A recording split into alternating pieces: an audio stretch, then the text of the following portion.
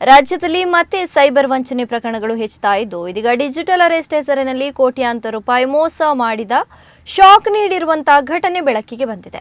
March 31ರಂದು ಮಂಗಳೂರಿನ 61 ವರ್ಷದ ವ್ಯಕ್ತಿಯೋರ್ವರಿಗೆ ಅಪರಿಚಿತ ಮೊಬೈಲ್ ಸಂಖ್ಯೆಯಿಂದ ಕರೆ ಬಂದಿತ್ತು. ಕರೆ ಮಾಡಿದ ವ್ಯಕ್ತಿ ತಾನು ನ್ಯಾಷನಲ್ ಡೇಟಾ ಪ್ರೊಟೆಕ್ಷನ್ ಸೆಂಟರ್ ಅಧಿಕಾರಿ ಎಂದು ಪರಿಚಯಿಸಿಕೊಂಡಿದ್ದ. ಬಳಿಕ ಗುರುತಿನ ಚೀಟಿಯನ್ನು ದುರುಪಯೋಗಪಡಿಸಿಕೊಂಡು ಮೊಬೈಲ್ನಲ್ಲಿ ಸಿಮ್ ಕಾರ್ಡ್ ಖರೀದಿಸಿ ಅಕ್ರಮ ಚಟುವಟಿಕೆಗಳು ನಡೀತಾ ಇದೆ ಎಂದು ಹೇಳಿದ್ದಾನೆ.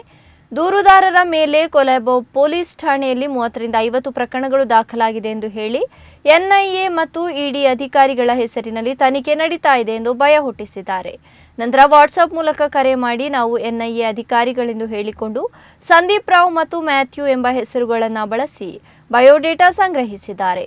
ಬಳಿಕ ವಿಲಾಸ್ ರಾವ್ ಪಟೇಲ್ ಎಂಬ ಹೆಸರಿನಲ್ಲಿ ಇಡಿ ಅಧಿಕಾರಿಯಂತೆ ಮಾತನಾಡಿ ಪೀಡಿತರ ಮೇಲೆ ಗಂಭೀರ ಅಪರಾಧ ಆರೋಪಗಳಿದೆ ಎಂದು ಹೇಳಿದ್ದಾರೆ. ಈ ರೀತಿ ಭಯ ಹುಟ್ಟಿಸಿ ಏಪ್ರಿಲ್ 7ರಿಂದ 18ರವರೆಗೆ ಹಂತವಾಗಿ ಒಟ್ಟು 2,07,04,600 ರೂಪಾಯಿ ಹಣವನ್ನು ವಿವಿಧ ಬ್ಯಾಂಕ್ ಖಾತೆಗಳಿಗೆ ಆರ್ಟಿಜಿಎಸ್ ಮೂಲಕ ವರ್ಗಾಯಿಸಿಕೊಂಡಿದ್ದಾರೆ. ಈ ಬಗ್ಗೆ ಸೆನ್ ಪೊಲೀಸ್ ಠಾಣೆಯಲ್ಲಿ ಪ್ರಕರಣ ದಾಖಲಾಗಿದೆ.